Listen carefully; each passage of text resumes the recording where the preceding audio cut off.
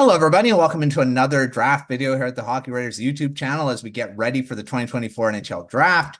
And we're going to be doing a top 5 mock with our top 5 teams. And I've got a representative from every team in the top 5. Got William Espy covering the San Jose Sharks, Brooke LoFurno, Chicago Blackhawks. I'm not going in order here. I'm just looking at who's on here. Mark Scheig for Columbus, Charlie Hiller for the Anaheim Ducks, and Ryan Szporer for the Montreal Canadiens. The top 5 teams in this year's draft as we get down to it at the Sphere, which is going to be fun to see what how they all kind of do it. But thanks everyone for joining me on this video. Yeah, I'm excited. It's going to be a fun draft, I think. I think so. There's some uncertainty in the top 5, apart from Macklin Celebrini, that is. But beyond that, there could be some surprising names in the top 5. As we found out during the scouting combine, there's some names that weren't anticipated, and we'll see if any of them come up in this top 5 mock. So without further ado, let's get going. And I'm the commissioner, so don't boo me. As we get started the 2024 NHL Draft mock. And the first overall pick belongs to the San Jose Sharks. I mean, it's pretty clear, right? I think I got to go Cole Eiserman here. There's nobody else who makes sense. So, in actuality, we all know Macklin Celebrini is going to be a San Jose Shark, as Mike Greer basically said the other day. Yeah, well, Macklin Celebrini, I think, is pretty far gone conclusion that he will be in San Jose. So, William, what is he going to bring to the San Jose Sharks? So I'm not going to ask you why you picked him, but what is he going to bring? Is he I don't want to say quote unquote end of the rebuild already, but is it something that he is definitely the guy that they're going to build around? So yeah, definitely. I think he's gonna. Everybody was thinking Will Smith was going to be that first line center of the future. Now you have Celebrini going into that role instead, I would say, which gives you a strong 1-2 punch, but even behind that, now you have Philip Bystedt, the power forward who can be your third line center of the future. They're building a really deep center court, and Celebrini is going to be the key part of that. I mean, he brings that star power that you need in a rebuild. He may not be Connor Bedard, but he's still a very high-end player who is going to make a big difference at the NHL level. And in terms of the rebuild, I wouldn't say it's close to finalizing it yet. They have a lot of good forwards who can make an impact, but the defense is still very weak in terms of the amount of high-end talent. You have Shakir Mukhamadullin, who's going to be great, it seems. But other than that, you're looking at, I would say, maybe 4th, 5th, 6th defensemen are who the rest of your prospects are. You don't have like a straight number 2 or straight number 3. You kind of need to add a few more high-end talents back there as well. Yeah, I mean, Celebrini is a great start, and I think he definitely number 1 center. I mean, he's going to be there, and Will Smith definitely a good supporter, a supporting player to build around too. And yeah, they've got a good foundation, I think, moving forward. But I think their defense definitely needs some boosting. We'll see if they do that in this draft. They do have another first-round pick, so they may end up picking a defenseman down there. We'll see how that all plays out. All right, second overall pick, the Chicago Blackhawks in this position again, not in the top 3. So Brooke, you're on the clock. Who are the Blackhawks picking here? So I want to say, first of all, that I think a lot of Blackhawk fans are very staunchly in either Team Demidov or Team Levshunov. And this is one pick where I'm honestly happy if they pick either. I don't think there's a wrong pick, but I was telling Mark the other day when I was talking to him, I was like, I will actually fall out of my chair in shock if they do not pick Artem Levshunov, just because it just seems like that's the way it probably looks like it might go. Yeah, so they get their, I'd say, a definitely top pairing defenseman. Why would you go a defenseman over a guy like Ivan Demidov? Like you said, this guy's going to be a bona fide top line goal scoring winger. They'd definitely be a good pick too, but why are you going Levshunov? I think it's more of, it seems like the Blackhawks, they have a lot of defense prospects. They have Wyatt Kaiser, they got Alex Vlasic, they got Ethan Del Mastro, Nolan Allen. They have a lot of prospects. I don't know, and even Sam Renzel, but I'm not sure how many of them they actually think are game breakers. I think they have hope of their potential, but I'm not sure like I said, that they think that there will be game breakers, even though that's the hope. So, and I think like we've been talking about all season, that right-handed defensemen are a hot commodity in the NHL. So it kind of fits a lot of needs there. One, a really big need to build their defense, and then also because it's such a rarity, you can't really find it in many places. So it's more like if it falls in their lap, it sounds like something that they might do. It seems like they really like big, strong defensemen. So that's kind of where I'm thinking that's why they might go. Even though I really like Demi Duff and I think he'll be amazing. And like I said, I don't think there's a wrong pick. I'm happy either way. Well, being the second overall pick, you're getting the pick of everyone, and that's, it's pretty big. I mean, Lev Shunov is definitely the best defenseman in this draft class. So yeah, I could see Blackhawks picking him too. Mhm. All right, third overall, Anaheim Ducks. Charlie, who are you picking for the Ducks? I mean, is there going to be a surprise here? Or there has been talk that there could be a name that surprises everyone. Yeah, I mean, annually, I feel like Anaheim is a bit of a surprise pick. I would say Lev Shunov would be a tremendous pick for the Ducks if he were available. I think the Jamie Drysdale trade cut out a right shot defenseman that is now sorely needed in the roster. I think only Tristan Luneau is like the only right-hand shot that's really NHL ready right now. That being said, the forward group is far from complete. And so I think a guy like Caden Lindstrom really seems like a Pat Verbeek kind of type, big power forward, 6'3", kind of follows the same as like Leo Carlson, 6'4" power forward, Cutter Gauthier, 6'3" power forward. So it just seems like it would be par for the course for Anaheim to go with a Caden Lindstrom type.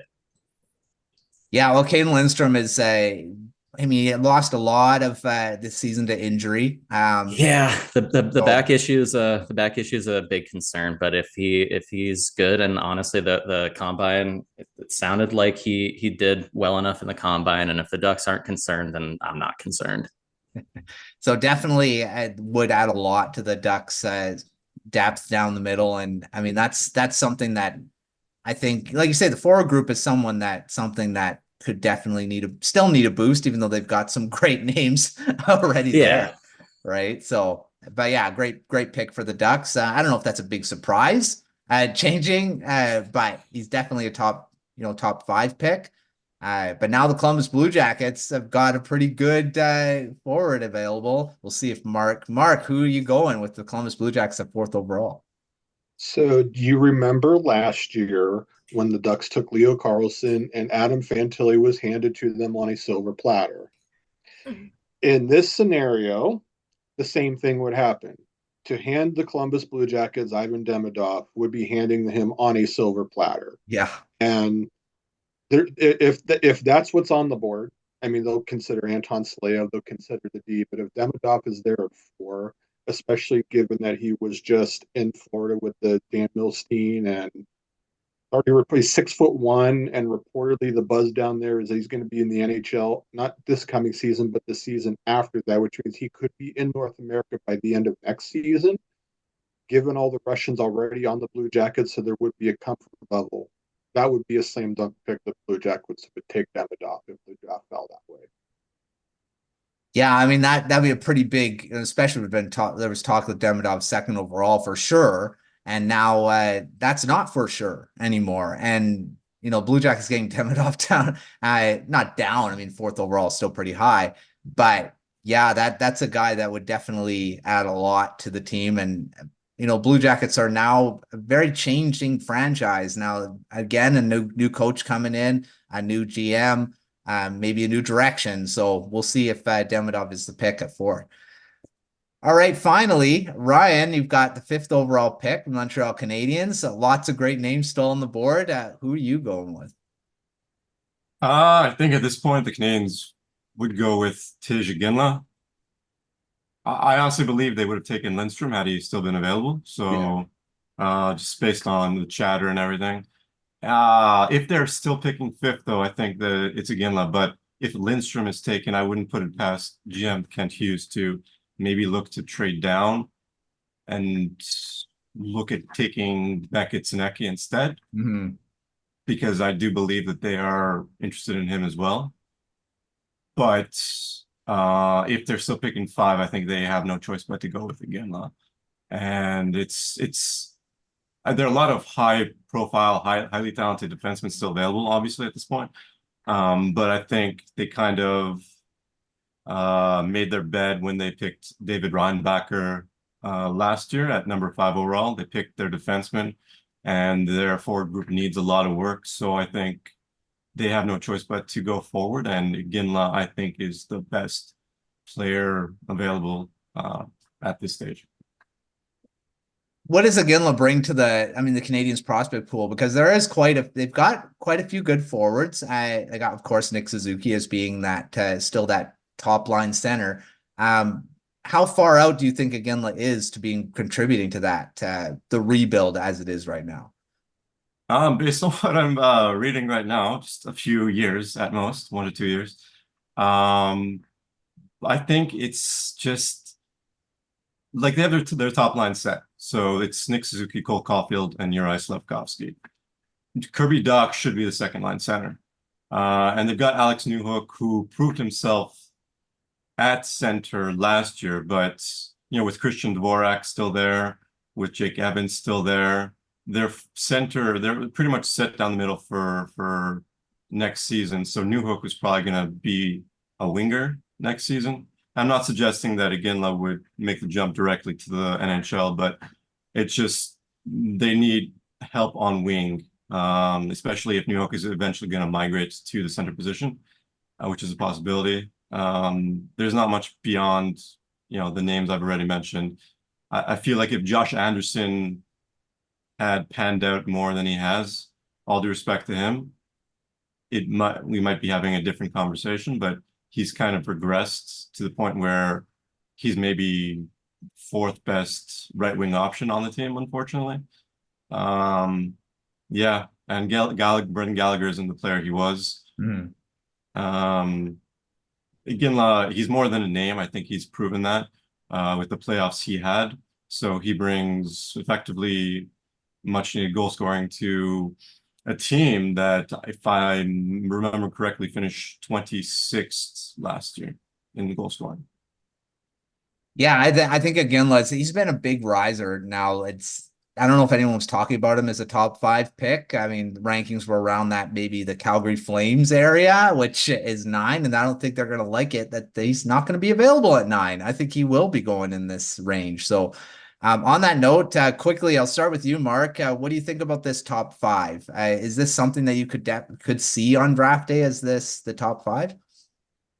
Yeah, I definitely could. I mean, there's a couple guys that could make a run at it. Like Steve William is somebody that I think could slip into the top 5, especially with the Anaheim pick. That would be a great story because he's from California, actually right near Anaheim. So if he's able to make that a hometown story, there's some scouts out there that believe that he can be one of the best defensemen in this draft and is already a 200-foot player. So he could slip in. Saleyev could slip in, being 6'7" as well. So while a couple guys could make the top 5, that seems pretty reasonable. The Iginla thing, I think he's being a little bit underrated. And if the board follows that way, I agree with what Ryan's saying that Montreal would very much consider him in that spot. It's very possible it could play out that way, one way or another. William, what do you think? Do you think this is a good top 5, or do you see some changes here? I would say, based on the information we had here, it seems definitely like a good top 5. Personally, I think I don't have specific names, but knowing these general managers, I feel like there might be one surprise that's bigger than we've projected here. But like I said, it's a surprise, so there's not really a way to predict it. We've seen it so many times in the past that you just never know what's going to happen. But I would say, based on the information we have, this definitely makes sense to me. Yeah. Brooke, what do you think about this top 5? Is this something that could happen? Yeah, I think from last year, I think it's interesting because everyone last year is so set. Everyone knew that didn't really matter. Like those were like the top 4. And like this year, I feel like what you were just talking about, like excited to see what's going to go on the draft floor. Yeah, we always see at least one surprise. I mean, like you say, the Leo Carlsson one, no one anticipated that. You know, everyone was saying Fantilli was second overall. It's going to happen. Mhm. Then Anaheim goes, no, we like Little Carlson better. Charlie, do you think that could happen where Anaheim messes this top 5 up, or is this going to be the top 5? Absolutely. Yeah. I've seen Anton Saleyev, I've seen Sam Dickinson, I've seen Carter Yakimchuk. Like you name it, I've seen that person going 3 in some mock draft. Like it's the amount of variance is absurd. And like for this mock draft, I think like it all feels good, it all sounds good. 4 forwards and 1 defenseman in like a notoriously deep defensive class doesn't feel right, but this all feels right. I don't know. It's true. I mean, with so many defensemen still on the board, and only 1 went in this top 5. So yeah, like we talked about Zeev Boehm potentially being a top 5 pick. Yeah, I don't know. We'll find out. But thanks, guys, for coming on this mock draft. We'll see if we come back on June 29th and this is the top 5, or we see a surprise name in there. But make sure to check out all of our stuff at thehockeyriders.com.